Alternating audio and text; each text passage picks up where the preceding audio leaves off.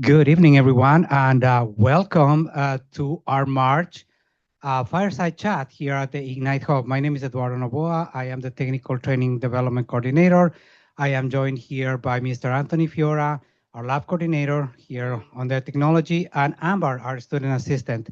So first things first, I would like to thank everybody for being here tonight, braving the weather, making it through. So we really, really appreciate your time, but I am sure that you will be rewarded. We have a great, great speaker today and a great, great topic. I would also like to welcome our guests that are joining us online via Zoom. Very appreciative of your time. So, before we start, I would like to remind everybody that this session is going to be recorded and it will be posted in our YouTube channel in the next 48 hours or so. Everybody who registered to this event, regardless if they attended or not, will also receive an email with a link to the video and also a copy of this presentation. All right, without further ado, I would like to introduce our guest speaker tonight. And our guest speaker is Sherry Healy, who is a transformation strategist who bridges two worlds. She currently serves as Senior Director of Business Readiness and Change Management at Sodexo, while also building change inside LLC, a consultancy specializing in developing analytical talent into organizational change champions. Sherry has over 20 years of experience spanning organizational development, HR transformation leadership at Fortune 500 companies, and executive coaching. Sherry holds a master's degree in organizational development and is an ICF certified executive coach. Sorry. Please, let's welcome Sherry Healy. Thank you, Sherry. Ardo. Thank you. So if I could go back and give my early career self one piece of advice, it would be to widen your perspective. Sherry, widen your perspective. And when you think it's wide enough, keep zooming out. Kind of like when you're standing on the floor of the Grand Canyon and you look up with wonder and say, wow, it's pretty big. And then you step on the rim and you notice just how wide and vast it is. And you had no idea when you're on the floor. And next you're 20,000 feet above. And you're flying, and you're flying, and the Grand Canyon keeps going. And you said, I had no idea when I was on the ground just how big it was. And maybe then you see an image from space. And yes, it's visible from space. It looks like a big worm. And you realize just how majestic it is. That's what I'm talking about when I say widen your perspective. And that's exactly what our goal is tonight. We're going to think about how we can take another look at what it means to define a career that works for us by starting with the experiences that we create for ourselves and that we create for others. And I'm going to do that by sharing a little bit about how I formed my portfolio career and hopefully give you some tips on, if you're interested, how you can do so too. So wherever you're coming from and wherever you are in your career journey, welcome. I look forward to taking your questions, and let's go ahead and get started. So when I talked about early career advice, another thing that I really wish I learned and that sunk in earlier is this quote from Maya Angelou. And I've learned that people will forget what you said, people will forget what you did, but they'll never forget how you made them feel. The experiences that you provided to others that stayed with them. And if you think about just for a moment, remember, when was the last time that you did something for someone else and they remembered it? Maybe something that was insignificant to you at the time. It wasn't memorable, but for them, it stood out. And on the other side, think about a time when someone did that for you, whether their actions, their words towards you or others left a mark on you.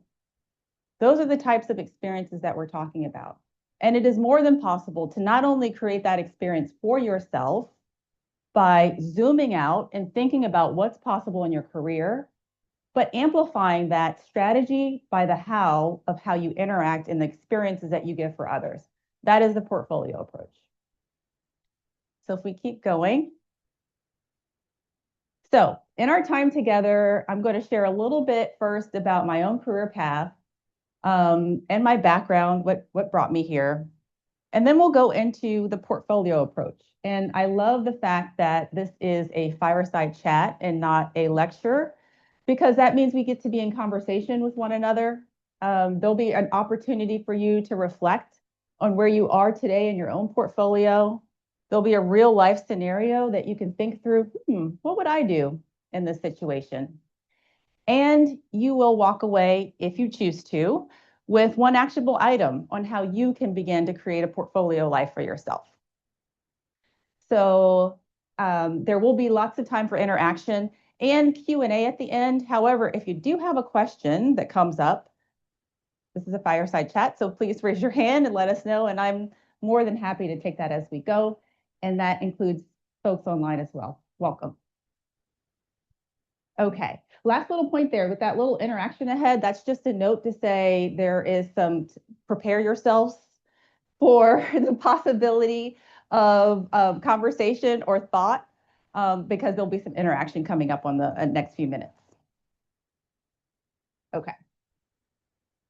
All right, so what we have here is my career path on a page. And I want to start wide, and then I'll walk through it a little bit, just to tell you some of the points that I think are relevant for this evening. What I love about my career path is that I've had a chance to work across a pretty diverse set of not only organizations, but industries. And so when I began, my first role was in legal services. I actually got that role from the newspaper at the time, like a physical newspaper. And my full background, I will say, I want to start with, what you see on this page. If you ask me, what's your profession, kind of like our Eduardo said, I would define myself today as an organizational strategist. I focus on people and performance. And what does that mean? That means I help people to make the most out of their day jobs and their roles, to be the best that they can and deliver the most that they can within their organization. And I also help the organization do that through people and technology.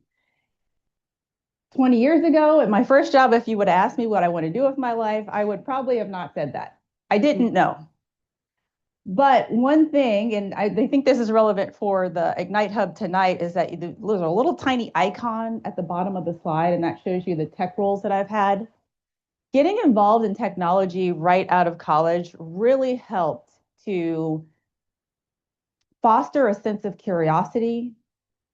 It helped me to find my interest in problem solving and continuous improvement. And even though I wasn't quite sure ultimately where I wanted to go, I knew that I love being curious. And so through finding a role in an organization where I could learn and grow, I found that technology really helped to feed that part of me. And it benefited my career at the same time. So I started off in a professional role, an HR coordinator, and then soon moved on to an accounting firm. I think the relevancy here is where the arrows move up. So if the arrows up, it means that it was a promotion in role. You see that one period under aerospace and defense where it was a sideways arrow, and that was a lateral move. I think one of the things when you think about the portfolio life, not only is it about defining the opportunities, but also what works for you and how you can be curious about your own interests and your own goals. So every time you see an arrow there, it was something in me that was curious around, how do I do that? How do I work with another team? How do I apply the skills that I already have and sell that so that another group would want to have me on their team? So those are the things that I did to move up in those situations. Fast forward to today, that little bit of experience in the beginning, I've been able to continue my technology experience and contributions throughout my career. Today, I'm a product owner of a global communication system in addition to leading global change in technology, change and communication. And so just from the beginning, not even having a tech background, my background's in mass communications, but by being curious and following not only that curiosity, but my own inherent love of problem solving and contribution and wanting to make an organization better, I've been able to have a tech path that I actually really love. I'm going to go ahead and go to the next slide. Okay. So when we talk about the portfolio approach, what does that really mean? It means defining the skill and experience path that works for you. And it means that we are widening the lens, right? So when I wanted to tell my younger self, think bigger, right? What perspective do I have today?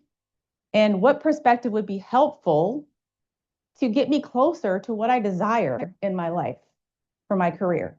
And what do I have within my control to make that happen? That's the portfolio life. Okay. So when I say what many people think, I mean me. So what I thought for a lot of years is do good work, show up with excellence, never miss a deliverable, outstanding performance reviews, get great feedback from everyone around you, and you will move up. And it worked a little bit, right? For a couple years, if you saw my career path, it works, right? But it doesn't always work consistently. It depends on your context. It depends on a lot of things, right? Sometimes it's just luck. And what I have found in my own career, and I'll share a bit later after we get through a little bit of the portfolio, you'll see my current portfolio. But what I found is that instead of waiting for an organization to define what my professional life is, I can take control of how I gain the experiences and the skills that I say is what makes me a well-rounded professional, right? And I can do that both inside of my organization and outside. Keep going. Thanks. Okay, so the portfolio approach is we're talking about thinking differently. We're widening the lens and we're focusing on what we can control. And so it is very easy when we are, let's say, I'll use myself as an example, several years into a career, and you're doing your best and you're delivering, and you get to the point where you might feel stuck. I don't know if anybody here has ever felt stuck, but I have a lot. I felt stuck a lot. And this goes back to widening your perspective. When you're stuck, sometimes you can only see being stuck. But when we're able to figure out a way to widen our perspective, and we can do that in a lot of different ways. But when you widen your perspective, you begin to notice the things that you can actually control. Your thoughts, how you show up, right? The quality of work that you deliver, your values and your choices, all within your control every day. And what I love about this visual is that it doesn't we don't pretend like, we live in a world that everything is our choice and we can control everything, because we don't. We still have a context. And maybe within our context, our organization, it's tricky for us. Maybe there isn't an opportunity for a promotion. But what can you do? What options do you have, regardless of what your organization does, so that you can still feel proud of your skills and experiences at work and beyond? That's the portfolio approach. Okay, so if we're going to keep on going. So when we talk about portfolio, when I think about it, I think about what financial folks say when we look at our financial life and our 401k, for example. It's like, let's diversify our portfolio. And why do they usually say that? Any finance people here? Why do they say that? Why do they say diversify your portfolio? Yeah, you don't want to put all your eggs in one basket. You don't want to put all your eggs in one basket. And I can tell you from experience in professional life, how does it feel when you feel stuck? When you feel like all my eggs, all my professional aspirations or hopes are tied to this one job? It doesn't feel very good. Doesn't feel very good. And that's reality. So what do we do with that reality? Well, one thing we can do is to think about a different way of accumulating different experiences for ourselves and ways that we can interact with others, right? To start not putting all of our eggs in that one basket. So let's walk through each of the elements of the portfolio. Okay. So the first one is your core work. This is where your primary contributions are. And I like to think of this as the non-negotiable. So whether you may be running a household or you might have a 9 to 5, if you're a student, it may not be paying you, but you got to do it, right? So this is the thing that takes most of your time. It should take probably most of your energy. And this is where your priority lies. This is your core work. Okay. All right, next. So we're building, right? So we're building. So we have our core work. What else do I need to do in order to start accumulating different experiences, different skills? Well, I can show up in places that matter. I can show up in places where people who maybe they're doing something that I want to do. Maybe that it's a mentor, right? Somebody who I look up to, they have knowledge, something that I can acquire or contribute to. So I want to show up in those spaces and I want to show my talents in those spaces. So what I love about the portfolio approach is if you could totally do it in an organization, right? So maybe you work in a large organization and you can hit all these things in one place. Maybe there's a special project that you can work on, right? That's completely outside of your team. And you can do it on time that either your management hierarchy allows, or perhaps it's even an after hours thing, right? You decide that you want to contribute extra time so you can have this visibility on this strategic project because it's important for you to be in the rooms with the people who are on that team, right? You can make that choice inside work, and sometimes you need to go outside of work. So sometimes we don't work in an organization that has, lots of different groups and special projects. Sometimes we're just doing steady state all the time. Well, again, then we're going to zoom out and say, okay, well, I know I need to have more visibility. What are the places that I can get that? So perhaps it's an association, right? So your professional association, if you're an accountant, a scientist, perhaps, right? So what are some of the groups where I can show up and people in my fields can start to recognize me? That's strategic visibility. Okay, let's keep going. Relationships across communities. And I love this one because it has no bounds. You can build relationships everywhere. And sometimes when we think about widening the lens, even at work, we get so used to doing our function or doing our technical role that we don't even think about other departments or other groups, right? And so when we zoom out, we can think about, okay, in my core work where I spend most of my energy, where are the opportunities to build relationships that align to where I want to go in my professional career? What haven't I figured out yet? What haven't I tried yet? And again, if you have exhausted that within your workplace, then you can go outside, right? So you can look at perhaps it's we'll dig into a couple of these. Perhaps you are going back to school, or perhaps you already finished your school and there's an alumni association that you can be a part of. Perhaps there's a community organization, or even coming to events like tonight and keep showing up and starting to chat with some of the folks who come tonight. That's what we mean about building relationships across communities. And you do so in places that matter. So I want to, just touch back on that quote again, that people will never forget how you made them feel. And that's the significance of those building the relationships. You're not just building relationships for relationships' sake. You are providing someone an experience, an authentic experience, aligned to something that matters to you.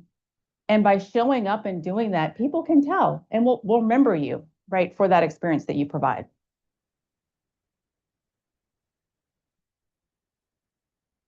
Skills that transfer. I think this one is my favorite one too, because for me, in a long time at work, one of the biggest frustrations that I had was that I felt like I had other talents that I could not contribute to my day job. And I just wanted to get experience in some of those things, but I couldn't. I couldn't figure out how to do it, right? I was just narrowly focused. And then I started to realize, well, wait a minute, I don't know if anyone here has heard of Taproot Foundation. There's lots of opportunities to get experience outside of your day job. So Taproot Foundation, for example, I don't even know if they're still around, but I did pro bono consulting, right? I wanted to be a consulting leader in my organization. I didn't have an immediate opportunity. I found a pro bono opportunity where I could lead an engagement working on something performance system for this organization. And when I started to think outside the box and find ways to apply my interests, my skills, and my talents and be recognized for those, it was an experience I was creating for myself. So you need to create this experience for yourself first so that you can create it and believe it and amplify it with others. And I think that's another takeaway I want to share with the portfolio approach is that it isn't just about the experiences outwards. It is reciprocal, right? Beginning with yourself. What do you want to accomplish in your life? What's important for you? What are the skills that will matter? And how are you going to go about that confidently? And as you interact with others and communicate what you're looking for, that's where the magic happens. Okay, I think we have one more of the 5. Okay, this is the 5th one, contributions beyond your day job. So this is professional development.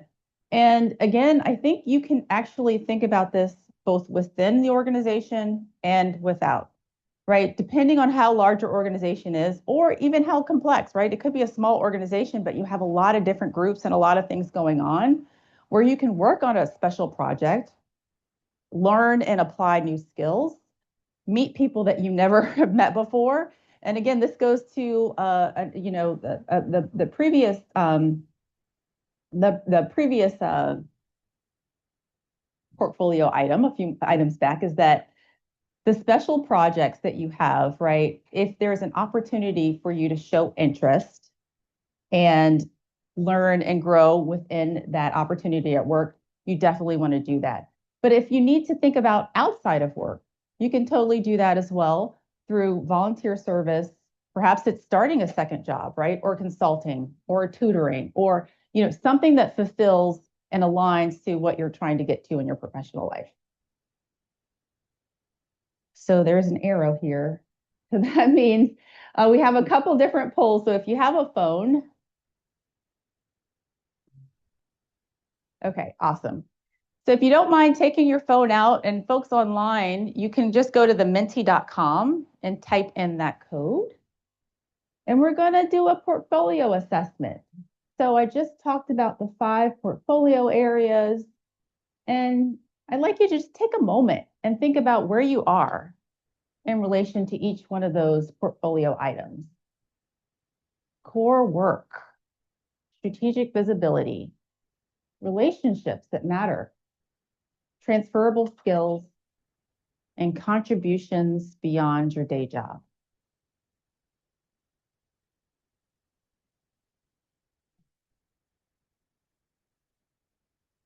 I see some thoughtful rating going on in here. Thank you for that. Take your time. And I don't know if we can show we can. Okay, awesome.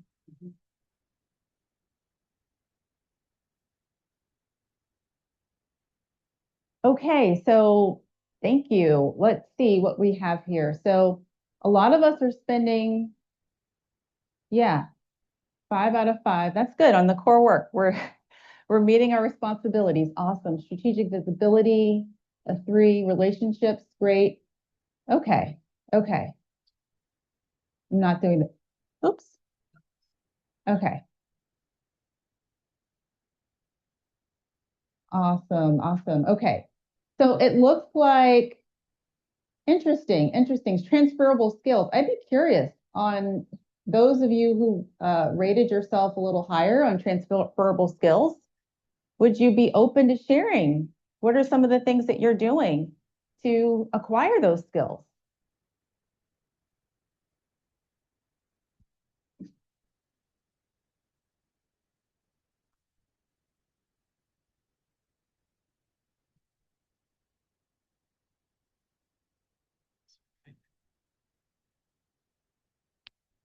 Okay, I'll answer that one. So, Thank you. so for transferable skills, I think what I'm personally doing, it's in my particular case or in my career path, I've been in the IT field for 20 years, but the past 3 or 4 years, I stopped being a technician and started going into other areas, specifically like coming here to the hub. And prior to this, I was like, a lab manager. I was working with the academic program. So still using those technical skills, but developing other skills, specifically into more like the instruction type, curriculum development, stuff like that. So it's how can you use your knowledge and your skills and build upon that so you can open yourself to other paths.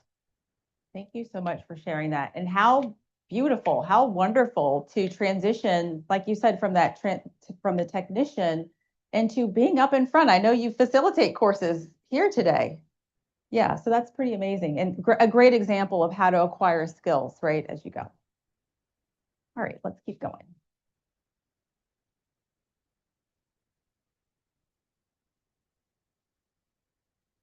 Okay, so we thought a little bit about the portfolio, where you fall today. If I had to put my coaching hat on, and we will think about this a little bit deeper later, but when you rate yourself, what was the one thing that made you say, did anything make you curious about where you are today?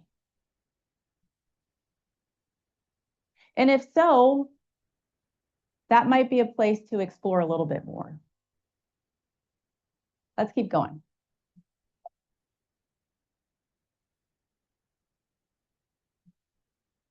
Okay, so now we talked about like a real life scenario, and I'd like to introduce you to Jamie. So Jamie works in county government. She's been a budget analyst for about 6 years. She's really passionate about youth development, and she recently got invited to join a board, a nonprofit board, to contribute her financial acumen. She's also got tapped at the same time to lead a pretty high priority project at work. And her spouse is also promoted, and so she's going to be needed at home. So Jamie has just a symphony of things happening in her life right now, right? So the challenge that Jamie has is that her boss says, "Oh, this is your chance. You've been waiting for it. Right, here you go." The nonprofit says, "Oh, we really need you right now, Jamie, right? We're going through something, we need you on our board." And her spouse says, "You're already doing too much work." So if you could get your phones back out. If you're online, you can go to menti.com and type in the code here. Yeah, and let us know, what should Jamie do? What do you think? If you were Jamie.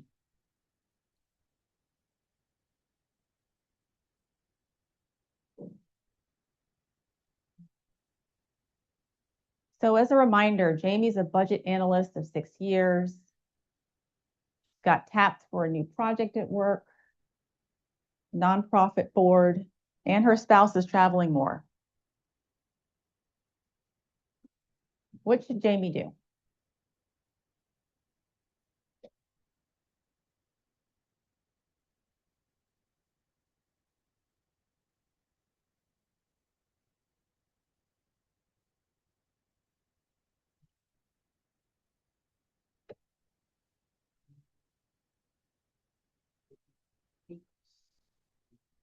Oh. Yeah.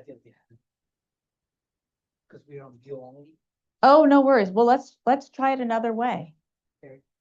Well, we If can, you We can all look at it. Yeah, I mean, if you can look at it. So right now, for those online, we're having trouble pulling up the responses. But yeah, so but we can just share if you have a thought. You know, I've given you the context about what Jamie has going on. If you were Jamie, what would you do? Feel free to share here or share online, raise your hand, and we'll get to you. Thank you. Go ahead. What is not to be household? So this is, I don't know how much the husbands make. They Ah. have money, but they stay at home. You know, get the family back. That's an option. It's an unpopular opinion. Yeah, we have Jamie should stay at home. She should choose home. Who else? If you were Jamie, what would you do? Maybe I mean this passion stuff out with the youth development. So maybe at work she could do maybe be on a project but not lead it or just do less. So like to your point about broadening your perspective, just thinking about really where your passions and maybe long-term goals are. And you know, maybe there's a project that comes up at work in a year, but right now really focusing on the nonprofit. So we have the option to pick the passion project right now or balance the two. One more. I met a Jamie once who could do it all, so I don't see why Jamie couldn't do it all if she has the time management and the passion for it all. Love it. Do it all. If that's what she likes, I mean, I don't see anything wrong with doing all this stuff. Sure. Do we have another? Okay. Anyone online? Or are we good? One online, Maria said, become a consultant and contract the project at work. And that is an option too, but I don't know how quickly you could do that. It's possible. We also have another vote for do it all. Have met some people like that. Indeed, indeed. I love the variety of responses here. Okay, let's keep going. Okay, so I love how everyone had a little different flavor on how they would approach it. And that's exactly what you would do with the portfolio approach is, and this is part of your process of zooming out, right? Before you go to, and when I say you, I mean me, for a long time, thought about it was all or nothing, black or white, you did or you didn't, right? When we zoom out, we can see we kind of have some options here. So let's figure out what's happening in the landscape of our lives.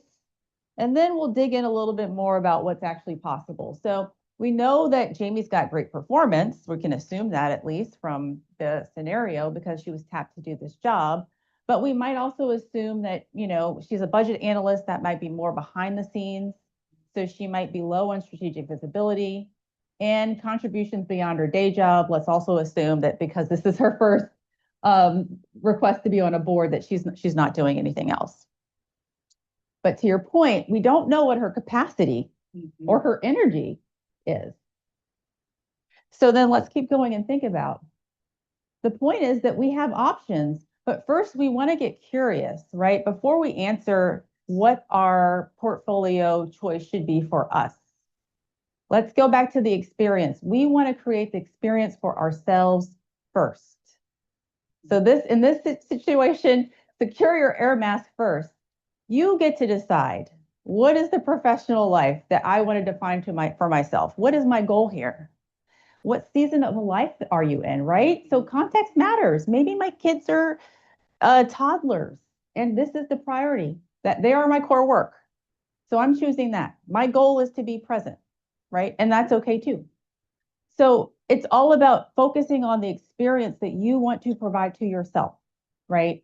And then aligning your actions with that experience. And that is what gives you a sustainable energy generating path that you can take and that you can be proud of. Okay. So exactly the next slide is just exactly what you all just so beautifully did, which is Jamie has options. There's so many ways when you zoom out, there's so many things that Jamie can do. And of course, we understand that context matters here, right? So Jamie can say, well, I want to take strategic scoping. I'm going to take the full on with the project, but maybe do a limited on the board. Now, what happens when we realize, well, Jamie can't control what the board says.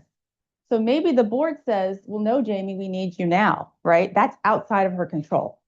And then she has another choice to make, whether she will bend to that and say, okay, I'll do it all, or say, no, thank you.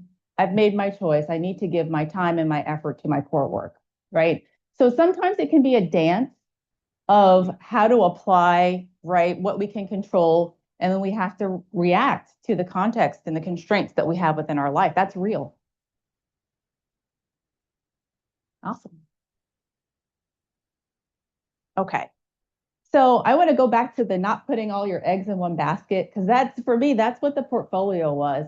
And then also figuring out, like, how do you empower yourself to say that I get to create. I actually get to create something that's meaningful for me. I get to create the life. I get to create the experiences, the relationships that define what it means to get financial acumen or to become a professional speaker, right? Where maybe before I never thought was possible. I can find ways to do that. That's why we build a portfolio. Okay, so in the next slide, we're going to do another, but this one's, I guess, easier because it's just raise your hand or raise your virtual hand. But I have a few scenarios here, and I'm curious if anything sounds like either where you're standing today, or perhaps you can recall a time in your life where one of these scenarios fit you. So the invisible contributor, doing excellent work, but nobody notices. Anyone ever felt like they can resonate with that? Not presently, but yeah. Okay, we've got a couple. Couple? All right, what about online? Can we see any hands? No worries. Okay. What about the passion star? Oh, thank you. Who's that? Maria, appreciate you. All right, what about the passion star professional? Work pays the bills, but it doesn't fulfill purpose. Couple? And it's not all or nothing. Maybe all of these things resonate, which is awesome. What about, yeah, thank you. Thank you. Online, see, Aaron. Awesome. What about the one-dimensional professional? All your identity is tied to one job and it feels pretty risky. Okay, got one in here, another one online. Yep, yep, yeah. The exhausted achiever, stretched and burnt out. I know I've been there. And then maybe we're at a career crossroads, not sure about the next move, and you need some options. Huh. Okay. Awesome. And a few online as well. Well, I want to share a little bit about my experience as the invisible contributor and what it looked like for me to create a portfolio that I could be proud of. So here's the situation I shared a little bit before about some of the assumptions that I made as an early career professional, thinking that just do your work, be excellent, never miss a deliverable, always over deliver, right? Be the person that fills in all the gaps, right? Like always show up, and that, your recognition will come. Well, it came to a time when that did not happen for me, where I kept delivering and delivering and delivering. And I wondered, where was my opportunity? Why don't you see all this amazing things that I'm doing and contributing? And I had to zoom out. I had to realize that organizations are complex. And even what you're doing one year may not transfer into the next year, because especially today, leaders are changing, the external environment is changing constantly. And so as professionals, we have to understand what's the context in which I'm working? Who says these skills are valuable, right? What's the definition of value? And so if I took and this is a real scenario that I lived in for many years, but when I put it through the lens of the portfolio, I could see, yeah, my core work is great. I'm doing fine. But very weak on the strategic visibility, very focused on connections within just my own lane. So how could people know what I could do if I wasn't visible, or what I wanted to do even, or who I was? They couldn't. And then relationships beyond the immediate team, right? Yeah, I love my team. I love maybe even the adjacent team, but beyond that, I didn't know anybody. And so I'll just share one anecdote. So I spent a lot of years feeling frustrated, right? About why don't you see the potential in me? I want to give these talents. Let me give them. I don't know if anyone else has ever felt like that. And then I found an opportunity to volunteer for a project. It was actually an emerging work stream where, oh gosh, that was corporate talk. I'm sorry. we use a lot of work stream in corporate talk, so I'm gonna pretend like I didn't say that. We had an opportunity to create a community. So it was the beginning of AI and different new ways of working. And so there was a community emerging, and there was an opportunity for someone to volunteer to help co-facilitate this community. And so what I did was got to know the facilitator, and I volunteered to host the book club. And it led to me starting to create my own community. And this is where I want to reinforce about the experience. I created an experience for myself that said I can build relationships beyond my immediate team. And regardless of who witnessed that, the fact that I did it and I believed it for myself allowed me to step into that and to continue to not only build those relationships within that community, but outside that community. But I needed to demonstrate it for myself so that I could believe it and have proof like, oh, I did this, right? So then I'm not waiting for someone to say, oh, Sherry can build communities. Let me tap her to build this community. No, I built the community first. I demonstrated it for myself. And then you can see from the experience I provided, right? Oh, well, maybe she can lead another community, right? So that's what I'm talking about when I talk about experiences and the reciprocal nature of this portfolio approach.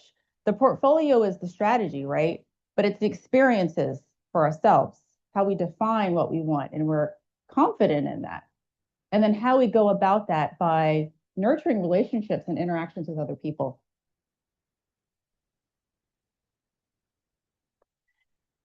So the skill that made all the difference for me was emotional intelligence. And I'm pulling this from, it's called multi-health assessment, their version of what emotional intelligence is, which I loved it so much I became certified in it to administer the test. But for a long time, I confused, if you see the interpersonal bucket, I confused empathy for emotional intelligence. Mm-hmm. I confused my ability to understand, relate, to care about others with this whole suite of diverse skills that's needed in order to be effective in the workplace. And so once I realized it's not just caring for others or being empathetic, it's about how I care for myself. It's about how I manage myself and regulate myself. And then I can't just keep it internal. I have to demonstrate it with others and be in relationship, and that's complex. So emotional intelligence is a complex set of skills that takes lifetime to manage. If I could give one early career advice, it is to understand emotional intelligence, understand your relationship with yourself, the relationship and the experiences that you're providing for others, so that you can be very clear on what you are being perceived of within the workplace, and the opportunities that you might have to grow through those relationships. Love emotional intelligence. Okay, so here's a snapshot of my professional portfolio today. And it's accumulation of a couple of different experiences. So I do still have my core work. I still have a day job. I also have a business that's actually in contributions beyond my job, but I have a core job that has, really helped to it has helped to today, it's helping me to articulate like the value of what the portfolio is because the volunteering outside of work, the special projects within work throughout my career helped me to become the professional and the leader that I am today. So contributions outside of my day job, right? So I have a business, I get to define how much energy that I give to my core work, how much energy and time and presence do I give to my business. And it's a balance. Skills that transfer and amplify. Of course, I gained skills within the workplace, but I've also gone outside to build those skills, both within formal education, but also this is another thing I want to reference is with informal communication. You can build skills anywhere. You can build skills by, for example, if I want to be a public speaker, figure out a place where I can speak and just do it, right? And it could be small, and maybe your goal is to go large, but you got to start somewhere, right? And so I was able to, through being curious and defining what are some of the things that experiences that I wanted to have, and then finding the places where I could get those experiences. And then strategic visibility that matters. So today I'm also, community service really is important to me. So I've been able to translate and to transfer not only my passion for community service, but the skills that I have as a leader to be a board president of FutureLink, which is an organization right here in Montgomery County. Opportunities for public speaking and sharing, what it is to really serve within your community. And then, of course, I can also apply my communities at work. And then last but not least, the relationships across the communities. It applies everywhere. The relationships that I have at work, contributions to my day job, the relationships that I have in each of those domains really helps to not only, the relationships not only help me to grow within my current field, but also think about the future, right? Think about what's next. That's what I love about the relationship domain. Okay, thanks. So as we keep going, so what are some 5 principles for your portfolio? And I think, again, if I could leave with anything, it is, zooming out and realizing like you have all the power to define what's meaningful, what's important to you. A portfolio isn't just an accumulation of things that you do. It is activities that matter. And you get to define that for yourself, which is, I think, it's the coolest part. They're integrated, right? So they complement one another. The things in Jamie's scenario, she's invited to be on the finance, a finance leader on the board. Well, she's a budget analyst by day, right? So those are complementary skills, or perhaps something that she could do in the nonprofit could then help to amplify her role in her core job, right? They complement each other. It's sustaining and not depleting. So we all have the option, and we talked about maybe Jamie can do everything all at once. And maybe for a season she can. For a time, before I had my kid, time seemed like infinity. You can do anything. And then things come in your life, and maybe you're a caretaker, and time is different. And how we choose to give our time is different. And both are okay, right? You get to make that choice and what sustains you and where your presence is needed. It's authentic and not performative. And again, this kind of goes to the activities for activity's sake. And when you define the experience that you want to create for yourself, that's authentic. You're listening to your voice, to your goals, right? It's not what you should do, but it's what you want to do in order to get to where you want to go. Okay. And that's why I think portfolio equals, strategy plus resilience. And when I think about a resilient portfolio or financial portfolio, it's not putting all your eggs in one basket.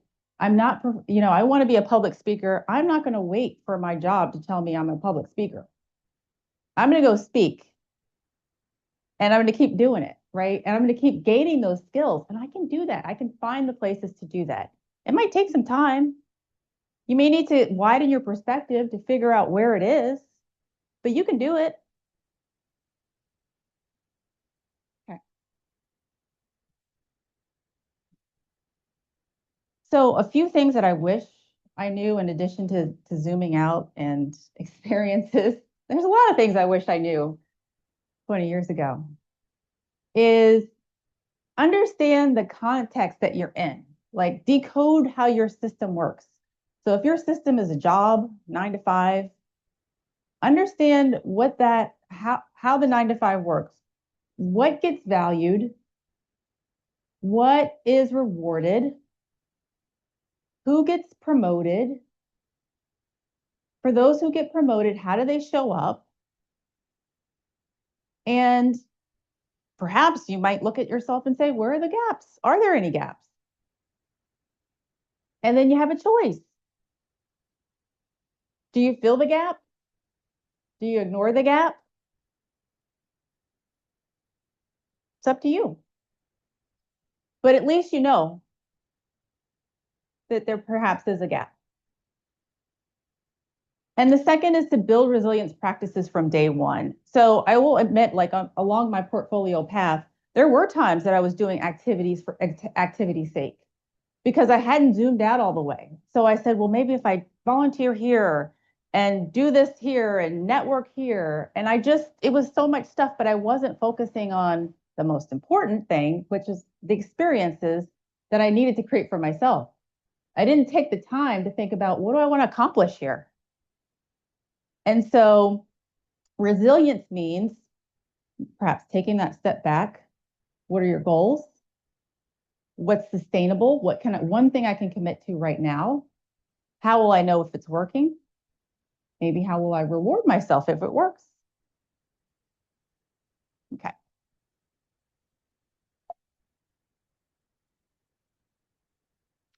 So I have a couple common questions that kind of come up when I talk about or discuss the portfolio approach, and then we're going to open it up for Q&A. That's okay. All right. So a couple of common questions that come up might be, keep going. Thank you. Time management. How do I find time to build a portfolio, right? How do I find time? Okay. So the answer to that is you want to audit how you're spending your time. You can go to the next one. Yeah, you want to audit how you're spending your time. I have to be honest. I found when I had to look at my schedule a few weeks ago and find some time to squeeze another activity in, I realized that I was spending 90 minutes from 5 to 6:30 on the phone sometimes. 90 minutes. And where did that time go? Just scrolling. I had picked up a scrolling habit. So when we take a step back, zoom out a little bit, and we can look at the pockets of time that are slipping through our fingers through the day. And likely we can find some time. Perhaps there's a trade-off. My trade-off is it's a better trade-off. I'm doing the activity and I'm not scrolling, but sometimes there's a more substantial trade-off that you have to make. So you want to audit your time. Focus on, okay, so what is a priority to me? Maybe this year I really want to understand how to communicate with this finance team, right? Maybe they're challenging to communicate with. I am in communications. I don't have finance speak, but I really want to build my skills speaking finance, right? So what's an activity? If this is important to me, what's one thing that I can do to start building relationships with this team? Why do I want to build? Because I want to know the business more. I'm a communications person, but I need to know the business and I need to build relationships with finance folks. So how can I start to have conversation so that I know someone in finance. So if I have a question, I can call them and they can help educate me on, how to talk business and the business. Okay, so that's time management. Okay, this is another big one. What if my manager or organization doesn't support me in building outside activities? So we're going to go to the answer. And I think the biggest, if I put my coach hat back on, I would say, what evidence do you have that makes you believe that? And maybe you have some evidence, right? Maybe they have directly said, or they have a policy, no outside work, no after hours communities, even within the work, right? So maybe there is a tangible, actual policy that says that you can't do something outside, but maybe it's an assumption that you're having. So the first thing is, what evidence do you have that makes you believe this? And from there, you can have a conversation. So if it is a project, let's say it's a special project within your workplace. This is where this advice would apply. What you see on the slide here is that if you have a special project in the workplace that will take some of your time from your main team, all right, how does that activity benefit your team, right? There's got to be some sort of trade-off, right? Your leadership hierarchy would want to receive something from you going to this other team, whether it's goodwill between teams, whether it's a tangible skill that you're bringing back and you can apply, right? So you can be in conversation around, okay, so what does it look like for you to go to this special project and how can it benefit your core team? You could also think broader, just because, maybe you have constraints around your core job. What are some ways to get the experience outside of your core job? So what are some, again, volunteer opportunities, community opportunities, different ways that you can go in where you can identify the things outside of work in the evenings, perhaps weekends, and your free time that don't require permission from your day job. Basically focusing on what you can control.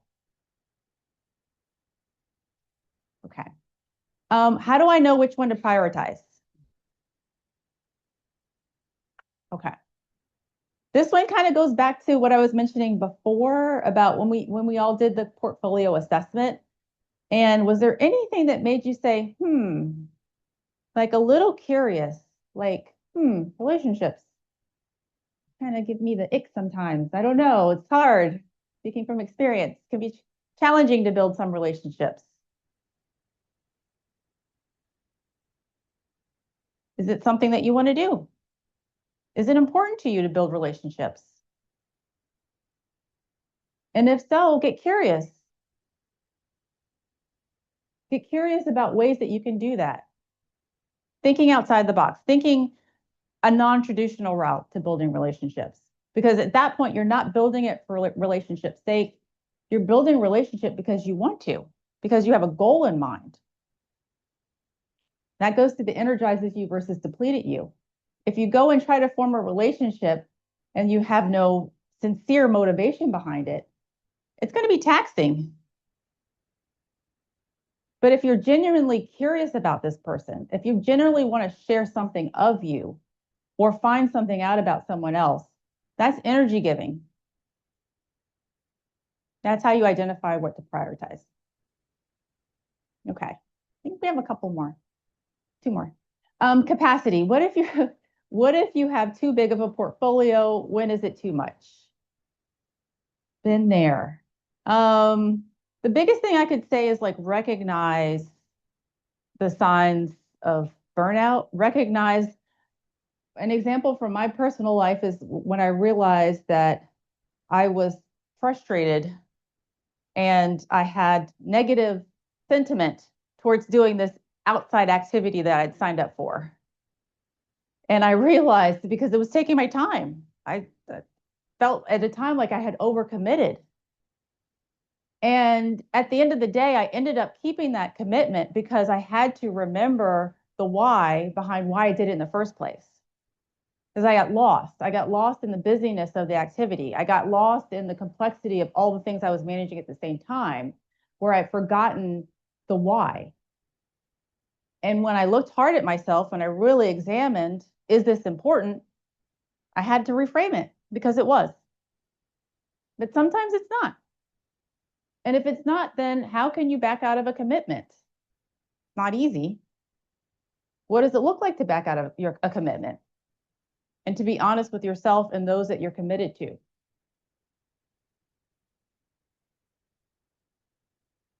Okay.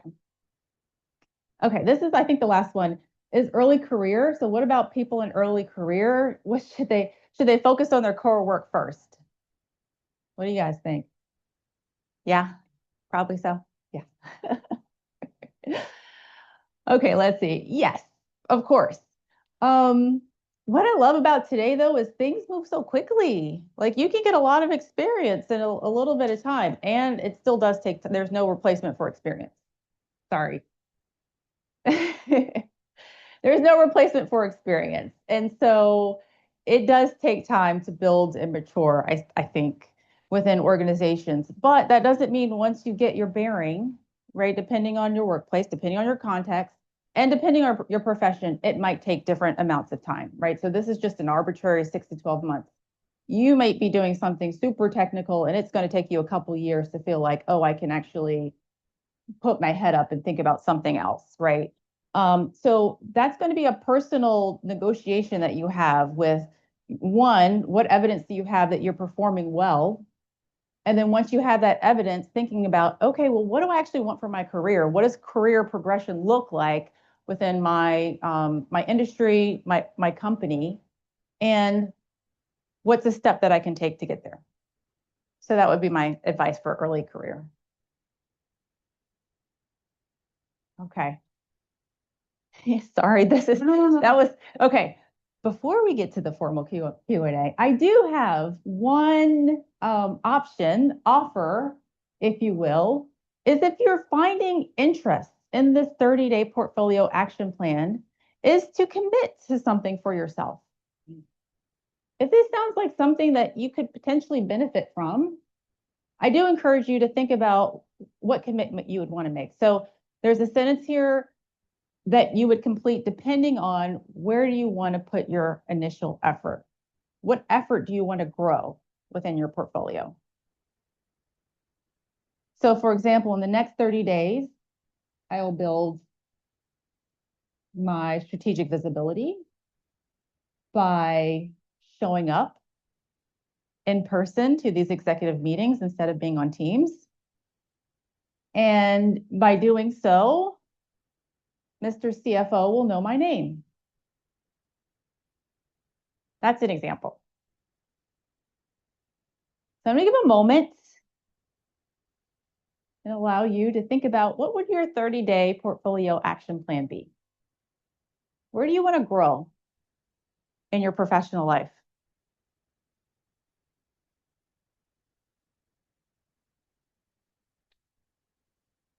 I know we've got some folks online too, and so I'll put an offer out. If anyone is interested or curious to share or have a question related to their portfolio action plan.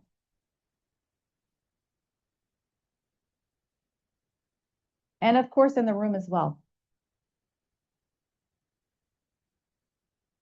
What are your thoughts? When you think about what you want for your career life, where would a good next step be for you? Yeah, thank you. You know what you want, how to transfer that into how to market it or how to position yourself in a situation or in a place where you seek that job. In other words, once you know your action plan, how does that transfer into your resume? Oh, resume. Oh, that's a good question. Well, I would say so the question for folks online is, once you figure out what your action plan is, how do you translate the action plan into your resume? And I would say that they're two separate scenarios, but the connection would be, where do you want to go next? So your resume is really a reflection of your experiences and skills from the past, right? But perhaps what is your next step, or what position are you trying to go to? And that's the bridge, right? So you might want, if you want to, let's say, focus on skills that transfer and amplify, for example. And you'd want to get specific about what that skill is. So let's say you have some, do you mind sharing, like, for an example of? I have a BA in political science and a master's in cybersecurity. Okay. So let's say you have an internship, you already have an internship in cybersecurity, right? And your goal is to have a job in cybersecurity. That's your next step, right? So you'd want to make sure your resume reflects all the things related to the skills and experiences around cybersecurity. And maybe your cover letter, or then your conversations, would be what you're looking for to get out of your next job. How can those experiences translate into, the role that they're offering? What excites you about that role, where you could apply those specific skills into this new context, right? So it's a little bit of past, present, past, future projection, where you wouldn't necessarily put the portfolio on your resume, but it would contribute to how you're thinking about what role you want. What are some of the things that you'll be doing in this next role that you're trying to go after?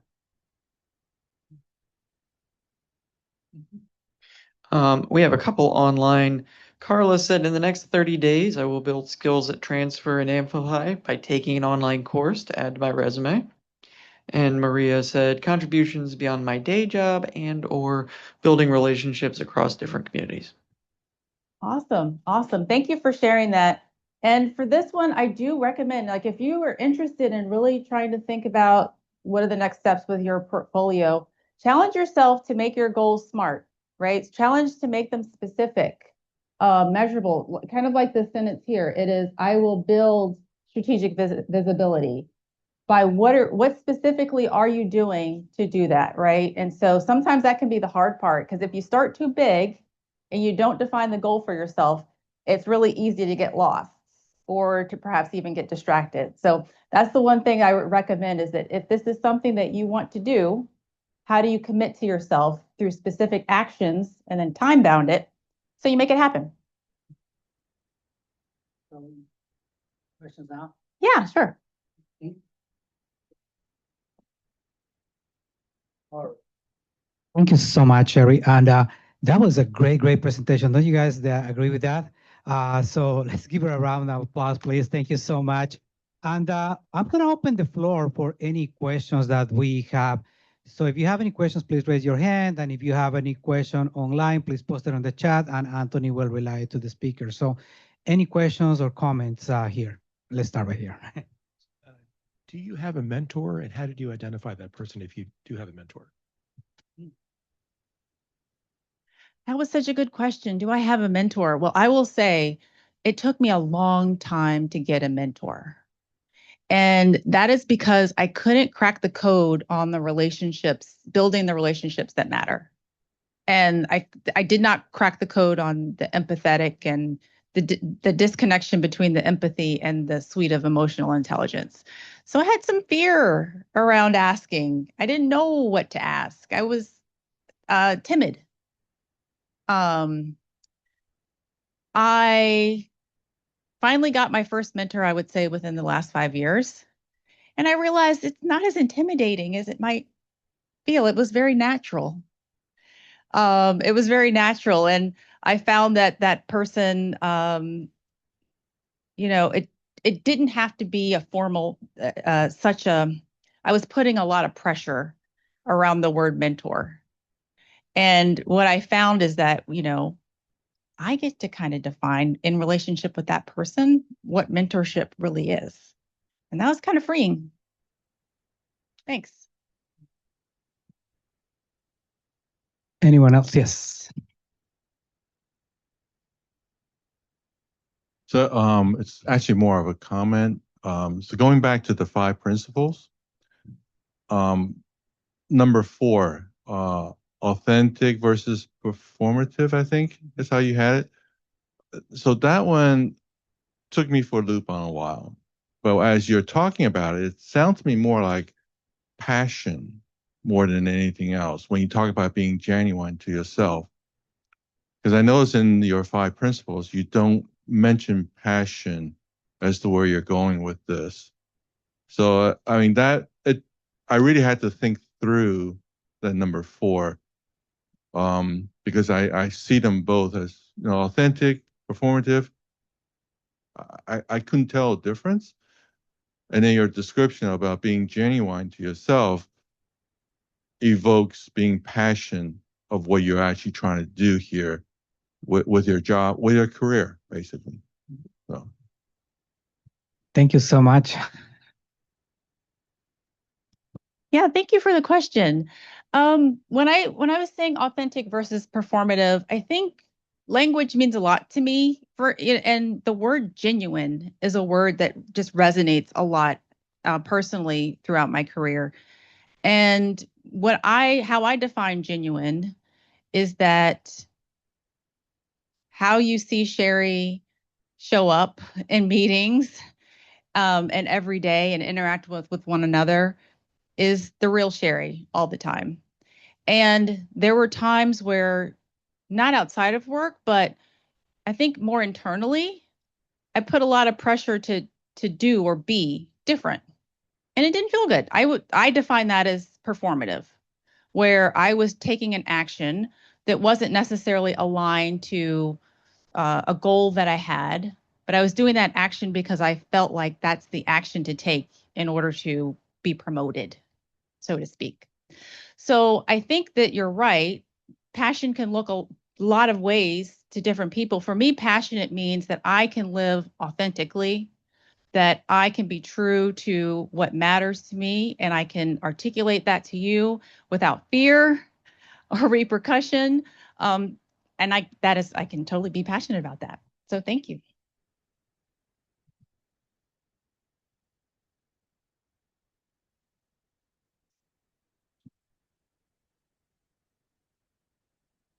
You mentioned during the chart that you had your sort of your and I'm sorry if I didn't note it correctly, your consulting firm or your own business, but also a full-time job. As someone who's like at the early stages of doing that, how do you balance the two? And yeah, how do you balance the two? Because if on the first example you had a lot of those, like the person in the example had a lot of priorities, and when you have those two things flowing, sometimes you gotta do both, right? Thank you. Sorry. No. Good question. It's a great question. So how do what I have done, and I think everybody has to define it, kind of like Jamie had to define it for herself. Define what is important to you in the moment. And sometimes if the passion for building the business is the priority, right? It means that you're probably burning the candle on both ends, so to speak. It might mean that you're willing to go to the edge of burnout. It might mean that you live in burnout for a little bit, right? Not to say that that's the right choice, but that's a choice that you make because you're prioritizing building this business and you understand that's what it takes. And I think only an individual, you have to make that choice for yourself. You can't really convince somebody else to do it until if you're living it yourself, you kind of know that once you get into it, it's like, am I in it? Or do I need to take some balance? And me personally, and my own, balancing of the two, I transparently went out gung ho. I can do it all. And I had to learn I couldn't. I had to learn, oh, my core work is my core work right now. And that's okay. And I can't do it all. And I am actually doing a lot of other things. I'm a caretaker. I'm a board member, right? This is the season that I'm in.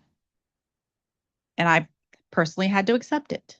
And that wasn't easy all the time. But maybe I'll be in another season where I can go full steam ahead. We'll see.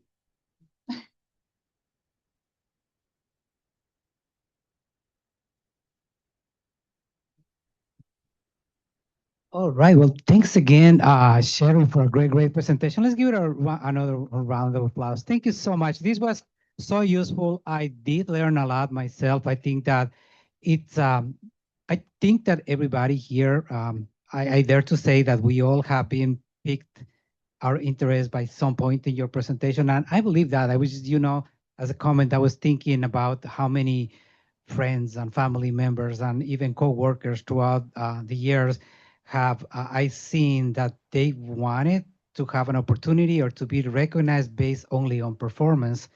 And performance will only get you so far, or it will get you just one of the opportunities like Jamie, but you need to do more. And especially in today's world, I think that this is the right way to see it. This is a portfolio. You need to show what you can do beyond your core skill sets, So thank you so much. That was great presentation. So appreciate that much. So couple of things. Anthony is going to bring up our survey. So I'm going to ask everybody, both here and online, to take a minute to please, complete this survey.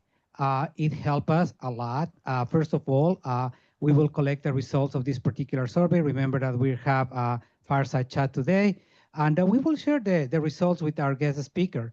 And it also helps us here at the Hub to see what you thought about the topic and about what you learned today and what would you like to see more of here at the Hub. So we really take this into consideration. So we appreciate that. While you complete that, I will also would like to invite you all to see what is next, what is happening at the Hub. So this week on Wednesday, we will have part 3 of the IT Career Pathways presentation. I'll be wrapping up those workshops.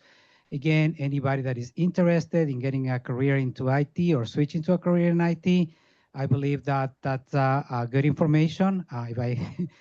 So this Wednesday, we're going to be talking about careers in data, web and app development, and the cloud as well. So coming up, we also have in a couple of weeks, we're going to have our March Future of Tech. We will continue with our guest speaker series. We also still have some seats available for the boot camps that we have coming up at the end of this month for adults. And we have the intro to app design and intro to coding boot camps as well. They start next week. Thank you, Anthony. So yes, so please do check. We have a lot of things going on. So that and just I would like to present Sherry with this. It's just a small token of our of our. Thank you so much. I would like to remind everybody that our guest speakers are volunteers. They don't get paid to come here. Like Sherry have said, this is important as for professional development, but it's also great that she gets to share this information with all of us, with the community. So our guest speakers are volunteers, and we really appreciate your time. And I would also like to thank you all for being here tonight. Once again, we appreciate you being here with the weather not being the best. We appreciate our guests that have joined us online as well. Like we always say, you can be anywhere, but you chose to spend this time with us, and we really appreciate that. So thank you so much to all of you for being here tonight. And thank you to Sherry once again for being here and for sharing this information with us. So thank you all. Have a good night. Be safe. See you soon. Thank you so much.